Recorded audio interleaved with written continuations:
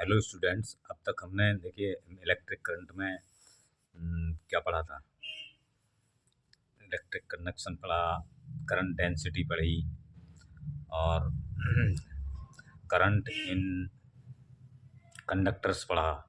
तो आज हम देखिए ड्रिफ्ट वेलोसिटी क्या होती है, उसके चक्कर में इलेक्ट्रॉन्स का ड्रिफ्ट क्या होता है, तो वो पढ़ेंगे आज। ठीक है, ड्रिफ्ट वेलोसिटी बहुत ही इम्पोर्टेंट है, तो ध्यान से सुनिए।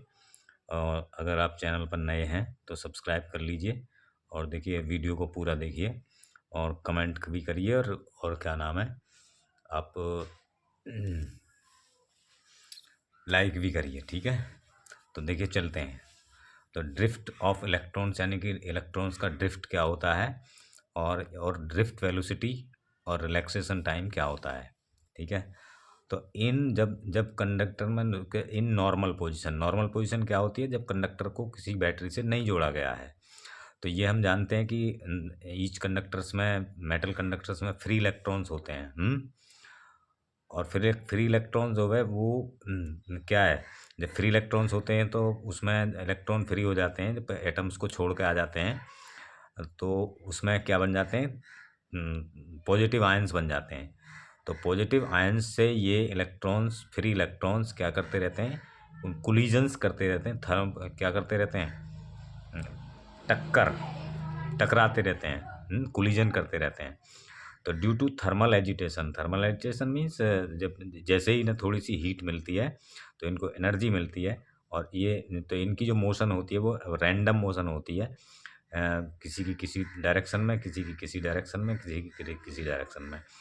तो ये थर्मल वेलोसिटी होती है। थर्मल वेलोसिटी क्या होती है, थर्मल वेलोसिटी जो इनके एक इलेक्ट्रॉन्स की उससे टकराने की में कितना समय लगता है, तो वो थर्मल वेलोसिटी होती है उस डिस्टेंस को पार करने में, कवर करने में। वो होती है 10⁵ मीटर पर सेकेंड। तो जैसे कि यहाँ देखिए, इसको देखते हैं, इस एक इलेक्ट्रॉन को कंसीडर करते हैं, यहाँ से ए से चला ये। और ए से चला तो पहले ये इधर को गया, इस आयन से टकराया। तो यहाँ से यहाँ तक की जो डिस्टेंस उसने कवर की, वो कितने समय में कवर की, तो वो डिस्टेंस तो वो कहलाएगी थर्मल वेलोसिटी, क्योंकि थर्मल वेलोसिटी से ही तो हो रहा है इसमें एजिटेशन। तो फिर ये इससे टकराने पे इसकी इसकी इस कोलिजन के बाद इसकी डायरेक्शन चेंज हो जाएगी, फिर यहाँ से टकराए इसकी डायरेक्शन, तो हर कोलिजन के बाद इनकी डायरेक्शन चेंज होती है आफ्टर ईच कोलिजन। तो अब क्या है देखिए, मीन फ्री पाथ, तो एक टर्म आती है मीन फ्री पाथ।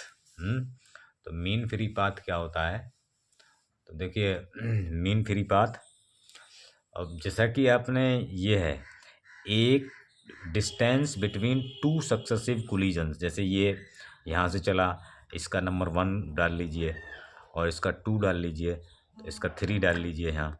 तो ये सक्सेस, ऐसा नहीं है कि पहले इसको कंसीडर करेंगे फिर इसको कंसीडर करेंगे। तो बिटवीन टू सक्सेसिव, सक्सेसिव कौन सी है, 1 और 2 या 2 और 3।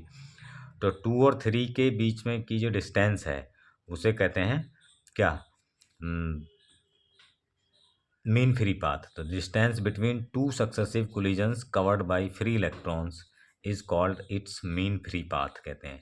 इसको लेमडा से डिनोट करते हैं, और इसकी जो वैल्यू होती है लगभग 10⁻⁹ मीटर होती है।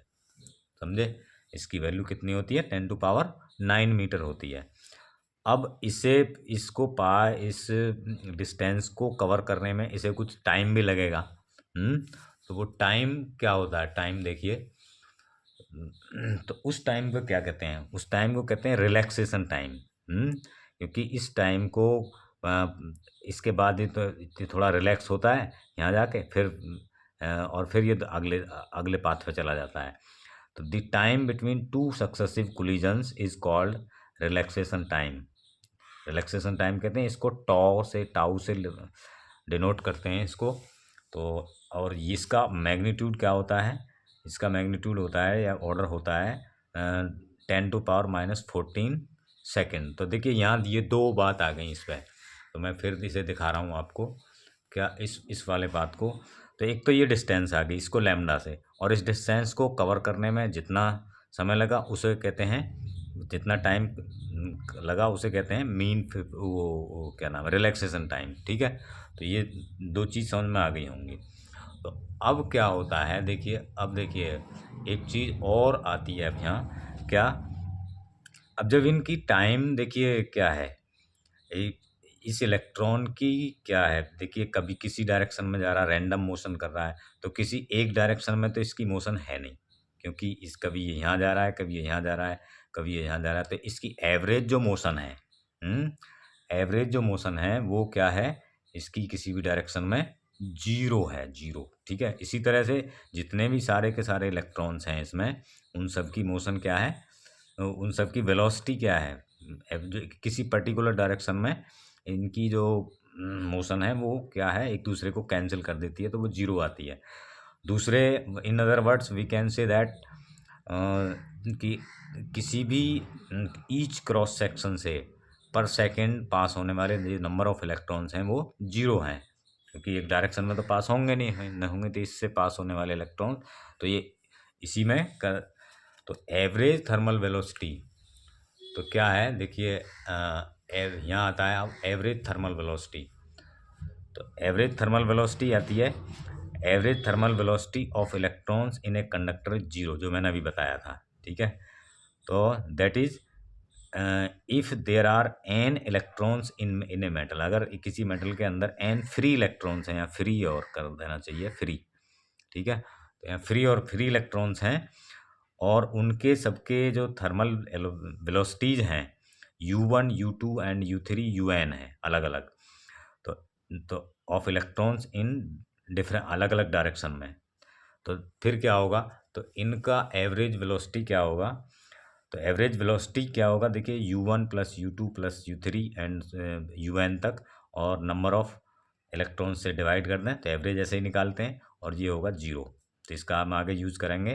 तो hence in normal stage there is no current in conductor.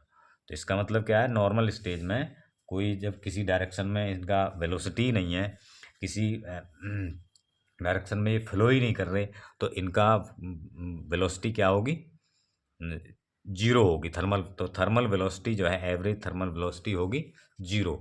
तो अब आगे चलते हैं, देखिए तो अगर इस कंडक्टर को हम किसी बैटरी से जोड़ दें, ठीक है, जब इस कंडक्टर को किसी बैटरी से जोड़ दें, ठीक है, तो अब बैटरी क्या है, बैटरी पोटेंशियल लगाएगी इसके एंड्स पर, और उससे क्या होगा, इलेक्ट्रिक फील्ड डेवलप होगा, और इलेक्ट्रिक फील्ड इन इलेक्ट्रॉन्स पर क्या लगाएगा, फोर्स।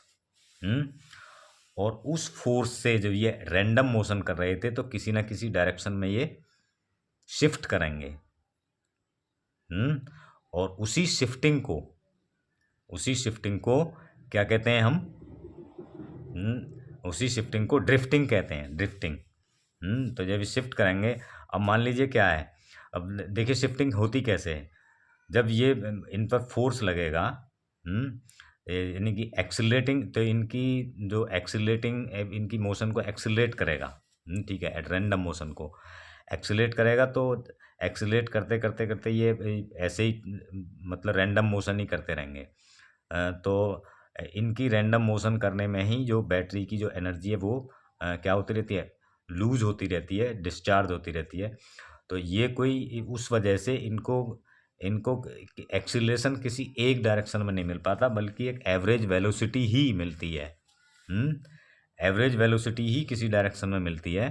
तो उस एवरेज वेलोसिटी की वजह से ये क्या करते हैं, इलेक्ट्रिक फील्ड के अपोजिट डायरेक्शन में इलेक्ट्रॉन फ्लो करने शुरू हो जाते हैं, और इसमें क्या हो जाती है, करंट फ्लो होनी शुरू हो जाती है। तो ठीक है, तो ड्रिफ्ट वेलोसिटी क्या हुई, तो ड्रिफ्ट वेलोसिटी ये हुई आपकी, देखिए on connecting the conductor to a battery, किसी कंडक्टर को बैटरी से जोड़ने पर the average velocity gained by free electrons, तो जो एवरेज वेलोसिटी है जो इलेक्ट्रॉन गेन करते हैं in the direction of accelerating potential, accelerating potential की डायरेक्शन में, ठीक है, एक्सीलरेटिंग पोटेंशियल की डायरेक्शन में, तो इज कॉल्ड ड्रिफ्ट वेलोसिटी, क्योंकि उसी ड्रिफ्ट वेलोसिटी की वजह से ये क्या हो जाते हैं, इन्हें पुश लगता है थोड़ा सा, तो इस तरह से ये एक डायरेक्शन में ये फ्लो होने शुरू हो जाते हैं, एक डायरेक्शन में फ्लो होना शुरू हो जाते हैं उसी वेलोसिटी की वजह से, उस एवरेज वेलोसिटी को ही। तो एवरेज वेलोसिटी मैं फिर बता रहा हूँ क्या हुई। तो देखिए क्या है, किसी कंडक्टर को बैटरी से कनेक्ट करने पर उसके इलेक्ट्रॉन जो हैं वो एक्सीलरेटिंग पोटेंशियल की डायरेक्शन में एक एवरेज वेलोसिटी गेन करते हैं, और उसी को, जिसकी वजह से वे आगे बढ़ते हैं डेफिनेट डायरेक्शन में, और उसी को हम क्या कहते हैं, ड्रिफ्ट वेलोसिटी कहते हैं, ड्रिफ्ट वेलोसिटी। ठीक है, तो इसकी, और इसको डिनोट करते हैं वीडी से। तो ये आपकी समझ में अच्छी तरह से आ गया होगा। तो दी ऑर्डर ये लगभग कितना होता है, order of drift velocity 10⁻⁻⁴ metre पर सेकेंड, बहुत ही कम होती है।